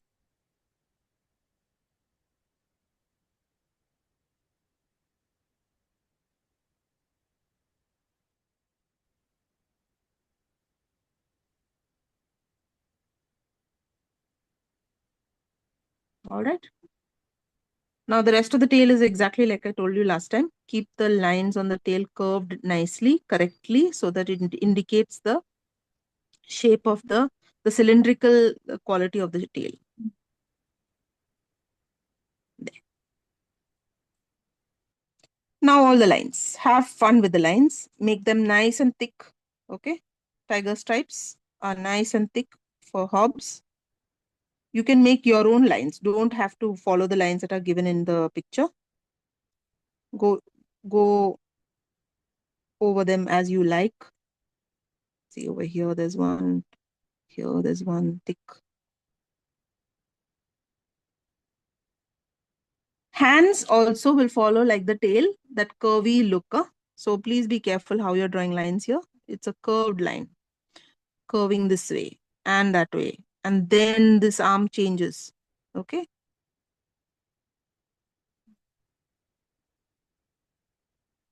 And on the other side, same thing, a thick line here.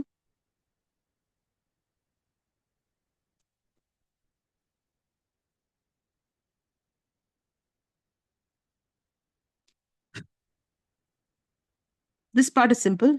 3 circles to make it look like a paw. Not circles, actually, they are ovals. Yeah, not circles, ovals.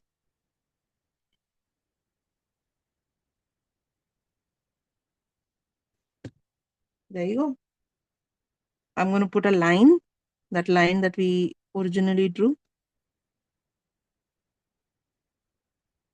That line goes under his tail and comes out from the other side. Now, in this gap between his feet and all that, where the line goes, you can you can put in a little bit of black. This is because obviously those gaps are in shadow. So you can show the shadow a bit. So be like here between feet. See, a little bit of shadow can be shown. That's it. How's it looking? Have we missed anything now? I'm just trying to check. Ah, yeah, these lines, thin lines here.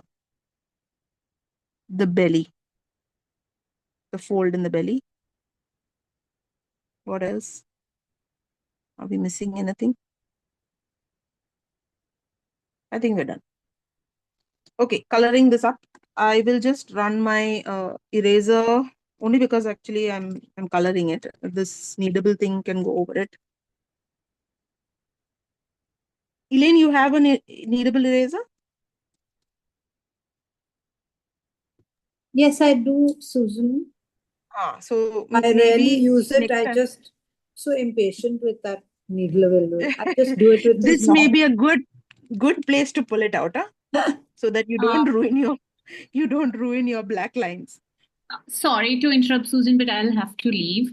Yeah. No problem. Thank you We're so almost much. done, Shreya. We're Yeah, only I'll have to. adding color and then we're done. Okay. Okay, So if you want to watch I'll that watch it last later part, because I have to yeah. pick my son. Sure. Yeah, Sure. but thank you. This was such a fun class, Susan.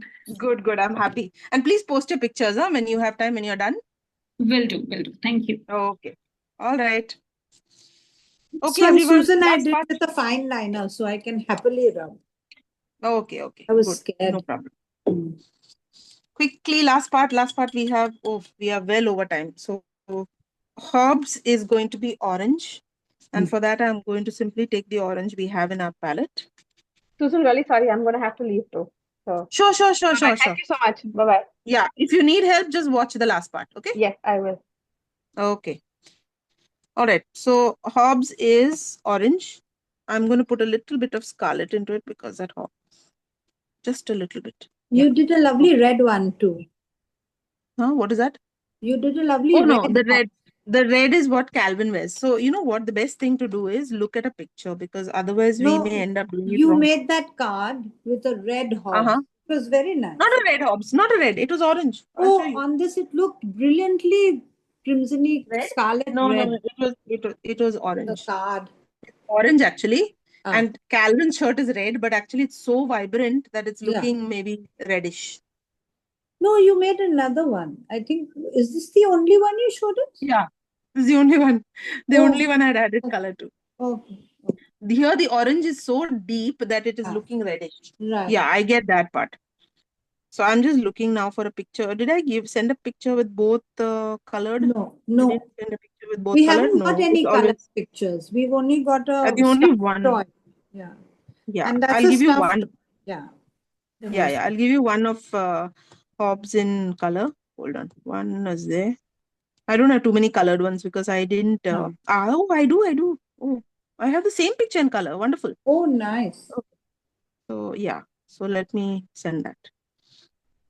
Like I said, I've been at this for the whole week, and How much I have been. preparation. Oh, lovely. These two are good. So we do have. Okay. So I'm applying my orange exactly as the picture shows over here. There is orange on his head, which stops at his eye. Yeah.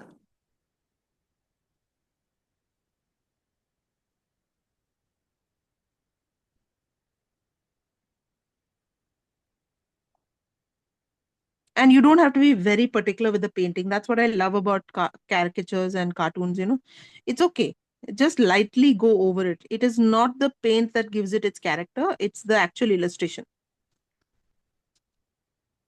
Paint is nice, but the illustration stands on its own 2 feet without paint as well.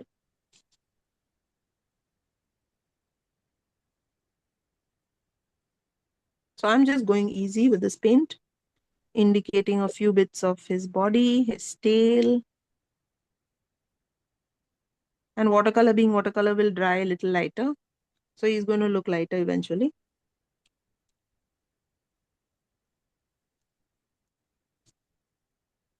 But if you do use watercolor, you can add a few embellishments. I'll show you that. Just a few, just a slight bit. After this layer dries, I'll show it to you. Okay, while that is happening, take a little bit of crimson, okay, and to that crimson, watery crimson, add a little bit of yellow gamboge. So this is a very watery mix. Crimson with gamboge, if you make a watery mix, you will get something like a skin tone. I'm putting a little more crimson. Sorry, a little more yellow. But it has to be a watery mix because anything darker than that will become like a peach color, which we don't want. We want to give Calvin his skin tone. Okay, and when you're doing that, make sure you do not cross his hairline because that's going to be blonde. We're going to have to do that after the skin dries. That's why I said let's do this first because it has to dry.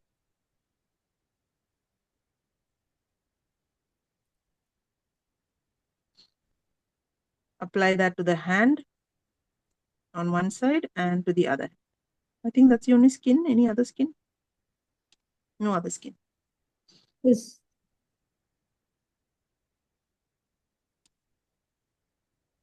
Yeah. Now the next part could be his brown shoes because that's not touching anything. So I just take the brown that we have, burnt umber, and put brown on his shoes.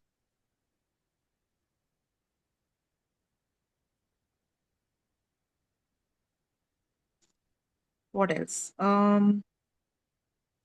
Red of the shirt can be just scarlet as it is. Quite bright. But just be careful, check that all the skin has dried. See, if it's a watery wash, no, it dries very fast. So there's no worry if it's a watery wash. It's when we apply a lot of thick paint that it starts to look. It starts to bleed.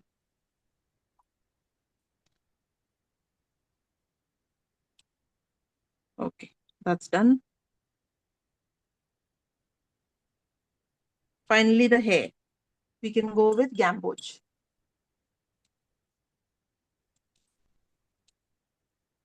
So this chap is blonde.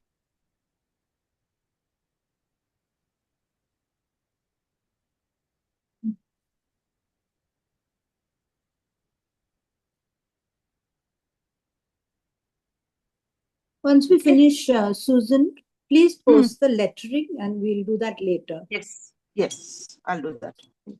So you all can go get off the call. I will continue the lettering and then I will end the recording. Yeah. Here we are about, I'm sorry, my Hobbes is scarlet, but he'll have to do. Hold on. Let me just see. Oh, very nice. Oh yeah, he's become a little dark. That's okay. No, he's That's all right. outright badly scarlet. So next time he'll be orange. Next time orange. I wanted to be scarlet. Let's see Neeta's. Oh, very nice, Neeta. Lovely. Super. The only thing I would say is be careful next time with the leg so that the overlapping doesn't happen. Yeah. Okay. That was the only bit. But other than that, you've got it. You've got it. Perfect. Very nice. How's yours looking, Janita? Nice? You're happy? Oh, very nice. Oh, which one is this side. Yeah, there you go. Very nice. Super. So these are excellent on standalone items. Huh?